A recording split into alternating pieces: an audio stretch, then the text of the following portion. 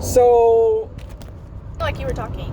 yeah, so regarding the cancel culture, I'm glad that you have an opinion on it, and I love that your generation has an opinion on it. I certainly don't agree with it in many instances, because I think that, as children of God, we're all going to make mistakes, and we're all growing every single day. I know I am in my walk with God, and so it's not like I'm not accountable or responsible for my actions. It's just that God paid the ultimate price for me to be able to live with myself. Look. Once I make some bad actions, okay, but look. and know that I'm 100% forgiven. Okay, you can make a mistake, say some racist thing on Twitter. I'ma cancel you and I'ma forgive you. And then I don't think you deserve to still have your fans after you have said those things. If you have Asian fans and you're being racist to Asian people, I don't think you should have any fans, because for you to just say that, like, just say something that you like. Okay, so this one girl, I found her. She's literally saying the N-word on all her posts.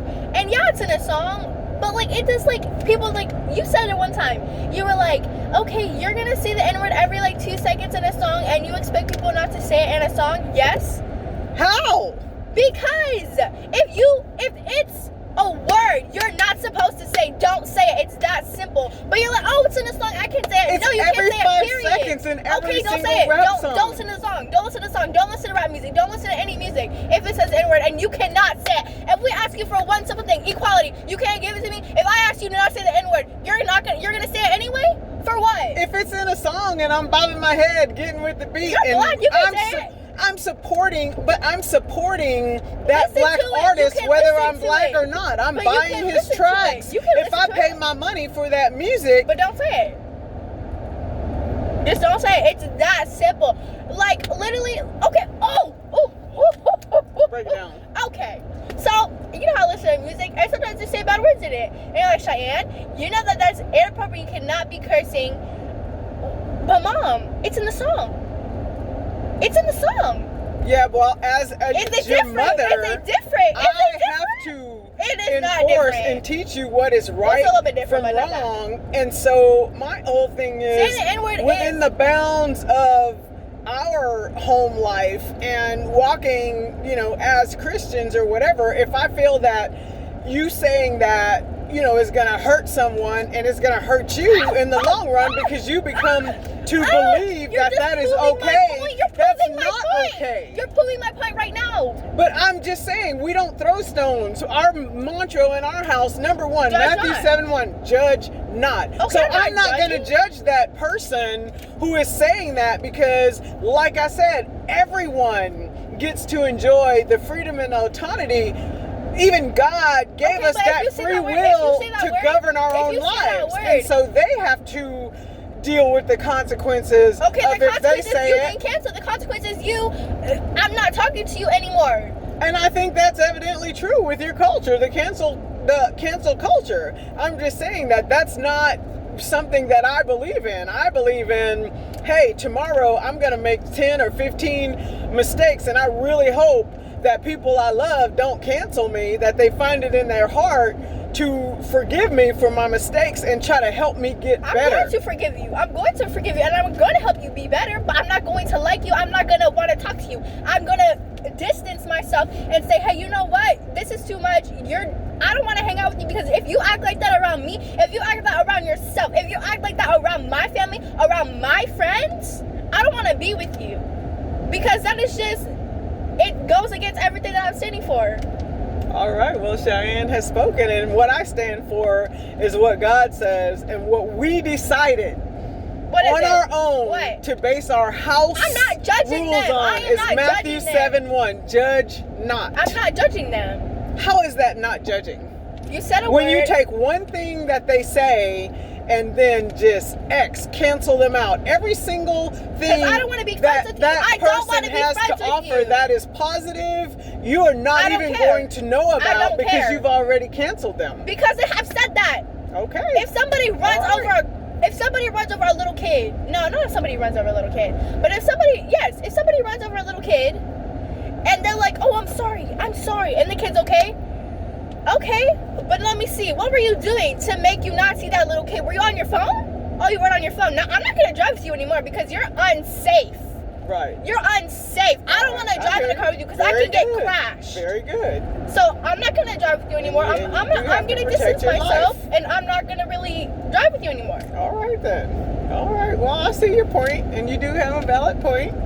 And I think that, you know, your culture, y'all are very non-tolerant, and you know, I see and I understand that. So I thank you for your point of view. And yeah, I feel you. I do feel you. But you don't agree. And I love you. Oh no, I'm not canceling somebody for you know, because I feel that I make way too many mistakes and ask for so much forgiveness. And for so many people, I think about so many people that I love, of stupid things that I've said. You know, Janie, Keith, Gwen, Yvonne, Whitney, Calvin, Misty. I mean, it's just Gladys. I mean, if people that I love would just cancel me because of stupid things that I've done and am going to do throughout my life, trying to live the best that I can, then I just would have nobody to love me. Okay, look, this is an example. Okay? Okay. The person who killed George Floyd. Mm-hmm. I already forgave him. I didn't say you didn't forgive him. I said I forget. I don't know. I didn't say that, but you still want to be friends with him after he did that? I was not his friend before. No, but would you still want to be friends with him? Well, I can't say. I don't think that he would want to be friends with me. But the thing is, if he reached out to me, I definitely would listen to what he had to say, and then I definitely would pray, you know, that his heart is in a right place, and that he has a higher power that can give him, you know, some peace and comfort with all that he's going to go through, because I feel that he should be definitely experiencing the fullest extent of every single law that we have on the books for doing what he did to George Floyd. And my thing is, you're avoiding the question. Well, how am I avoiding the question? Would you still be friends with him? Yes, if I was friends with him before. No, and he made that, just like the girl that went and shot Botham Jean. You asked me that before, and I've already told you, yes, I already forgave them. Yes, I do feel that her sentence was nowhere near what her sentence should have been for taking the life of a person sitting on their couch eating ice cream.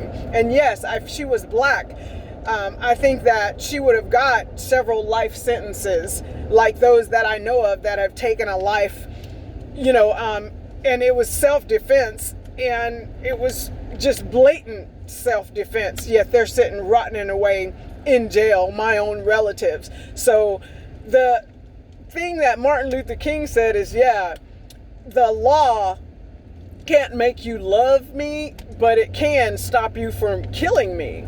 And so using the full extent of the law on everybody across the board equally, I'm definitely for that. But as far as my Christian values, shoot, it's like my pastor taught me. Forgive. Okay, and tell them to go and sin no more. Okay, I'll do the same thing, but I'm still not going to talk to them, and I'm still going to cancel them. And I think that that's your right. I think that's your right. But anybody that would reach out to me and, you know, ask me or share with me something, and they're asking for relief, I would definitely love to spread the good news that God is there for everybody, and it shouldn't matter whether I forgive you or the whole world forgives you or not. You know, that's God sent his only begotten son, Jesus, to take our sins, and that goes from my small sin of cussing or stealing or adultery or anything else that people think is not as bad as killing. No, sin is sin is sin. And so we work every single day, you know, to, you know, just help people be better. And that's what I'm all about, is pushing the needle, you know, to help anybody that wants to be a better person, because in the ultimate, end, we all gotta live with ourselves 24/7, you know. And so I want that peace and that comfort, you know, that God left, that spirit of God that He left within me to flourish and be on fire for spreading the good news and letting everybody know it's within them too. So to answer your question, yes, I could be friends with them. Yes, I could pray for them. Yes, I didn't say you know, I could forgive them. Yes, my answer is yes. And I understand your cancel culture too. And I think that your cancel culture is much like the culture of Malcolm X that I stand on the shoulders of, you know, because he planted the seed. It's necessary. Sometimes, by all means necessary, you have to bring down the hammer and say, nope. And so because the as people soon as you let one under that hammer, they're going to think, oh, they let them down, so it's going to be the same thing for me. So if I say this, oh, they're not going to cancel me. I'll still have my fans. I'll still have my money. I'm still going to do this. So I can just go ahead and just do anything I want. I agree with you. You do not reward bad behavior. And I've preached that since day one in our household too, that I will never, ever reward bad behavior. Okay, but that is not my reward. That's God's reward to forgive and to press on. I'm not talking about forgiving. I already kind of forgave him. I'm talking about when somebody says something that's like racist or something, and you're just gonna and you're just gonna like still be their fan. Don't you think? I don't know why you think I'm their friend. I'm not their friend. If they're a real racist, they don't want to be my fan. Oh no, I wouldn't be their fan. No, absolutely not. That's like almost the same thing as being their friend. That's totally two different things. Just let me say it. I sign up to be a fan. Let me see it. With a friend, it's a two-way street. Okay, break it down. Okay, so somebody says something racist or something, and you're still, not you, I'm just saying people in general, and they're like, oh, well, it was a one-time mistake. Oh, I'll still be their fan, like some artist or something, or somebody popular. And then I'm thinking, they're thinking that it's okay, you know, it's just a one-time thing. Mm-hmm. I feel like you're rewarding them, because once you've done what you've done, said what you said, and you now realize that it's wrong, don't you think that you would lose? I know that you would lose some fans, and I just think you should lose all your fans, because as long as you have one of those fans and they buy your records, they buy your merch, whatever, you're still making money. So it's like almost what you said wasn't, like, everyone just forgave you and still is buying everything, and you're still making money. So what have you really lost from that? What have you lost? Right. The question is, what have you learned from that? And you're not going to learn if you're not having any consequences that are negative. So it's like I said, I do understand your perspective, and I like to hear it, you know, so that I can really understand your culture. It's not the culture that I was brought up in. I'm really, really glad my brother introduced me, you know, to the teachings of Martin Luther King, because I really, really like the seeds that Malcolm X and, you know, like Sojourner Truth and so many civil rights activists that really poured love into the black community, the Black Panthers, and you know, they got a bad rep, but what they told us black people is, hey, you got to love yourself, and you got to love yourself enough to stand up for yourself. And I think that message needs to be resounded. And I think black people, especially when you're hurt and you're wounded from over and over and over having to deal with the same racist ideologies, needs to have that kind of love poured into them so that they can have self-love enough to stand up for themselves, but also to govern their own lives and their own thoughts and their own feelings about how they're going to deal with the issues of life. And I just choose to base mine on you know, a Christian ideology that you know, I feel works really, really good for me and my household, you know. So I understand and I accept your you know, your argument, and I think it's a really good argument, and I see that there's a lot of young folks that, you know, y'all's cancel culture is no joke, and I'm like, power to you, because it's your generation, and you guys are the ones that are carrying the torch and doing a fine job at it, I might add. I do see a little culture of non-tolerance. But if you get things done, if you move the needle, if you bring equality to people that have never had it before, then it's power to you. Do your thing. I support you 100%. I think you do really good work. I think you set a really, really good example because you're so loving and caring, about everybody. And you really try to serve your community. So, big ups. Thank you for the conversation, my love. It's always my pleasure, and I always learn something, and I love it. Listening and learning. Are these houses?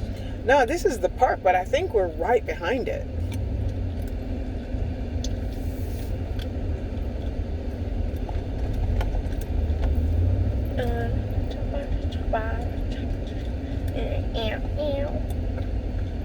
Well, I don't know. Maybe this is not a part of the park.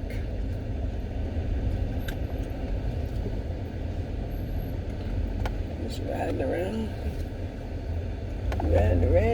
Go some places we've never been before in San Antonio.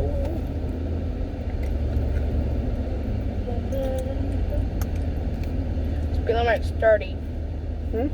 Speed limit's 30. Oh, I'm glad you told me. Thank you.